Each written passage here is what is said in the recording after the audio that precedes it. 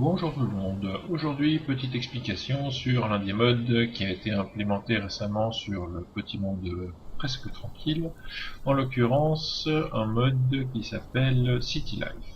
Qu'est-ce que ça fait City Life? C'est un petit mode assez sympa qui vous permet de rajouter un peu d'animation dans vos constructions en y plaçant différents types de PNJ. Comment ça marche City Life? Eh ben, c'est tout simple, on suit le guide et on va regarder ça ensemble. La première chose à savoir, c'est que City Life a été assez bien fait par ses créateurs, vu que, comme vous pouvez le voir ici, ça coûte 0. Ça, c'est le premier avantage. Deuxième avantage, ou en l'occurrence inconvénient, puisque vous ne parlez pas tous anglais, c'est que les crafts sont tous expliqués en anglais, d'où la présente vidéo qui va faire le point sur qu'est-ce que c'est et comment ça marche. Comme vous pouvez le voir ici, la plupart des objets qui sont utilisables par City Life sont fabriqués dans un truc qui s'appelle le Mode Master. Le Mode Master, vous le trouvez ici là-haut, City, et voilà. Vous tombez sur le City Life Master qui coûte pas grand chose, hein, 10 bois, franchement, un coup de pioche, un coup de hache, et vous les avez. Une fois que l'objet est posé, ça ressemble à ce machin-là devant nous, une superbe épouvantail. Qu'est-ce qu'il fait ce truc? C'est simple, c'est une station craft, hein, vous connaissez. Il y a peut-être possibilité d'y mettre un trad type forgeron ou armurier. J'ai pas testé encore pour voir si ça réduit le coût des objets, mais vu le coût des objets, si vous faites ça, c'est vraiment que vous êtes un fils illégitime et bâtard de l'oncle Pixel. Alors, on va passer en revue les objets qui sont là, à savoir que la plupart sont destinés à animer vos constructions et sont des mannequins. Je vais vous expliquer tout à l'heure comment ça fonctionne et pourquoi j'appelle ça des mannequins. Donc les objets, on les passe en vue. Vous avez le Baby Kappa, qui est ici, vous le verrez plus tard. L'artisan, on va dire pierre, ça fait apparaître une magnifique pierre comme vous l'avez là, vous le verrez plus tard. Voilà, l'artisan bûcheron, bah, lui, vous verrez, c'est une super animation, un mec qui coupe du bois. Le Thrall, c'est un villageois alpha qui a différentes positions que je vous montrerai tout à l'heure.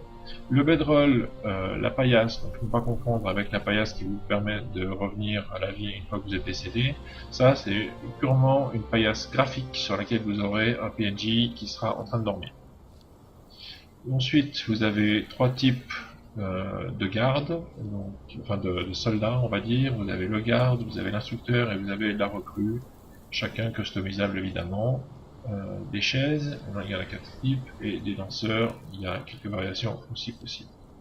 Je passe en revue maintenant en gros les différentes choses que vous pouvez crafter. Le Baby Kappa, pour commencer, bah voilà, hein, c'est la bestiole que vous avez là en bas, donc une mini tortue. Quand vous interagissez avec, il n'y a pas grand chose qui se passe, on va dire qu'il n'y a rien qui se passe. Donc en gros, le Baby Kappa, vous le posez, il reste un, il glande et il vous regarde avec ses grands yeux. Le Quarry, donc littéralement la carrière, donc le mec qui pioche. Pour interagir avec tous ces mannequins, ils fonctionnent tous sur le même principe, c'est-à-dire que une station de craft de tout ce qu'il y a de plus standard, avec un certain nombre d'emplacements, là c'est 10, mais il peut y en avoir 5. Les recettes, quand il y en a qui s'affichent ici. Ici, la seule recette dont vous disposez, stone 500, comprenez pierre 500, à mon goût, c'est un peu abusé pour les joueurs débutants, mais ou les paresseux qui n'ont pas envie de se faire chier à gagner de l'XP en allant farmer. Vous mettez une pioche, du gruau, et une fois que le craft ici en bas, comme d'habitude, est terminé, vous avez 500 cailloux qui vous tombent dans le sac à dos. Pareil pour le bois. Le bois, c'est wood 350 si je ne me trompe pas. Une hache en pierre, 50 gruaux, et boum, vous avez 350 unités de bois qui tombent. À mon avis, à nerfer. Ensuite, je disais tout à l'heure que c'était des mannequins, donc à savoir que ces objets sont considérés comme de la décoration, donc une charge moins lourde graphiquement pour le serveur et pour votre petit PC en termes d'animation. Et pour que ça fonctionne, il faut mettre ici en haut, comme c'est une station de craft, un thrall asservi. J'ai ici la reine sorcière, également connu sous le nom de la princesse Phasma, et un porteur afin de vous montrer les petites variations. On va tester, on va mettre un porteur et hop, c'est magique.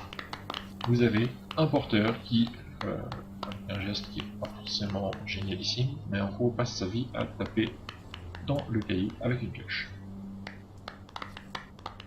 J'enlève le porteur, je remets la princesse, histoire que vous voyez la différence. Rien de transcendant.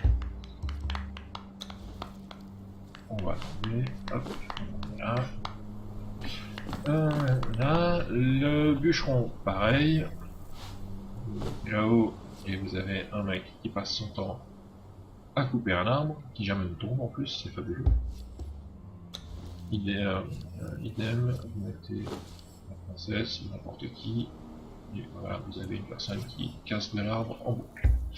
Le seul inconvénient pour l'instant, ça risque de changer plus tard selon les bonnes idées qu'a le créateur du mode, c'est que vu que c'est un tral asservi que vous mettez dans la case, et donc que c'est un tral qui sort d'une de vos roues, il a le skin qu'il a à sa sortie de la roue, c'est-à-dire la plupart du temps, si c'est un combattant ou un archer, vous verrez, il va se retrouver avec son pyjama en lin de début de game, donc vous aurez la plupart de vos PNJ qui se retrouveront in-game avec le pyjama de lin de l'esclave fraîchement sorti de sa roue. Pour en revenir à la suite, donc ces deux-là c'est fait, le tral. Le tral, qu'est-ce que c'est? C'est un citoyen lambda que vous pouvez faire taper ici, en l'occurrence, j'en ai mis 8 parce qu'il y a 8 exemples d'animation possibles. Quand vous interagissez avec, comme les stations craft habituelles, hein, vous interagissez avec l'engrenage, vous placez donc votre tral là-haut. Les 5 espaces qui sont là, contrairement à ce que on pourrait croire, ne sont pas prévus pour y mettre des armures pour habiller le tral, vu que c'est le tral en lui-même ici en haut qui donne son skin au mannequin. Donc là, le porteur, effectivement, quand vous interagissez, attention, c'est pas ça que je voulais interagir, voilà.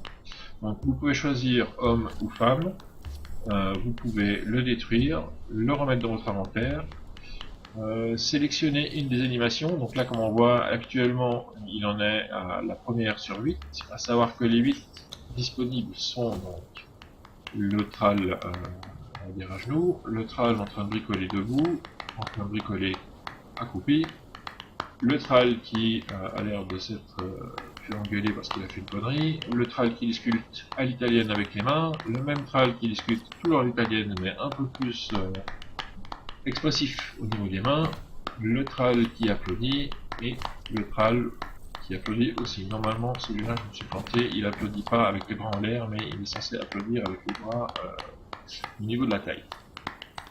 Donc, vous pouvez choisir effectivement homme, femme.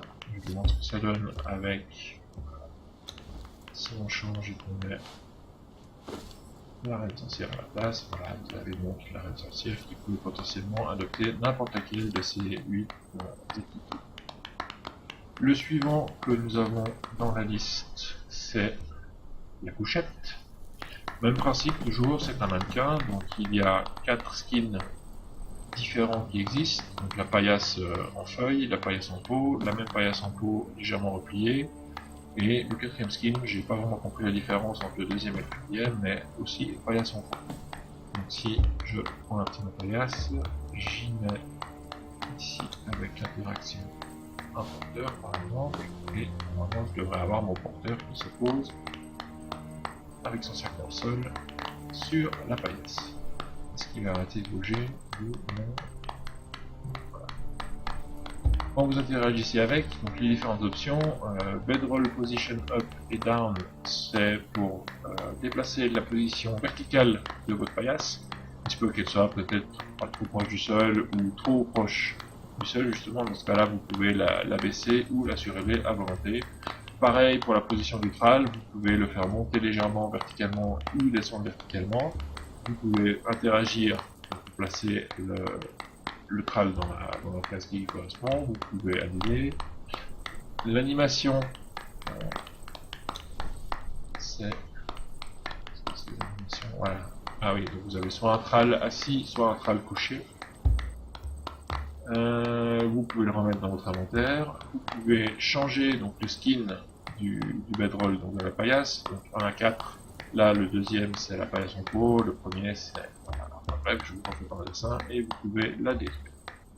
Je vais quand même récupérer une vitrale, histoire de vous montrer la suite du mec. Je vais récupérer ma petite amie Razma aussi en passant. Parce que moi, je vais la laisser là, un peu plus à la donc les tralles, les paillasses, les chaises. Vous avez 4 types de chaises disponibles. La chaise en bois avec dossier, le tabouret un peu plus évolué, et la chaise confortable, je crois qu'elle s'appelle dans le jeu. Vous pouvez aussi y mettre votre PNJ. Là, nous avons Razma qui discute avec son copain le porteur. Quand vous interagissez avec la chaise, pareil que les paillasses, vous pouvez monter ou descendre la chaise verticalement, la position vitrale un petit peu aussi, changer le skin, donc un des 4 skins qui existent pour la chaise, la détruire, la remettre dans le sac.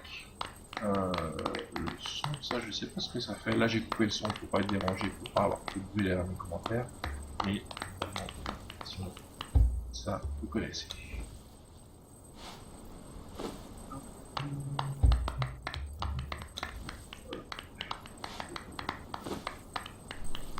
Ensuite nous avons cette les chaises, les danseurs.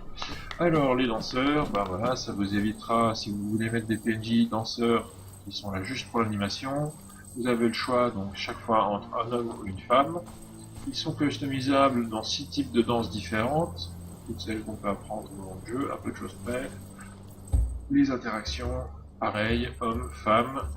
La destruction, retourner dans l'inventaire, l'une des silences qui sont là, et l'interaction, si vous voulez voir en l'occurrence la princesse Razma en train de danser, c'est faisable.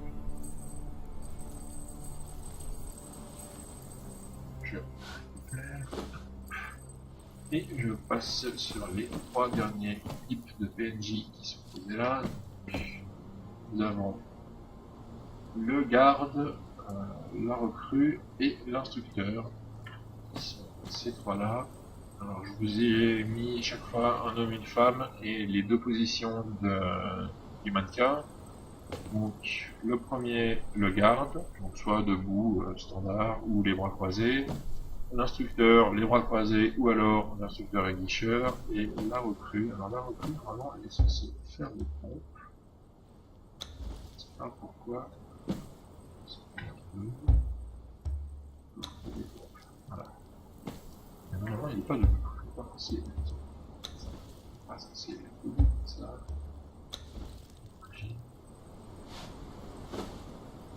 Ah oui. Soit il fait des pompes, soit effectivement il est assis et il rentre.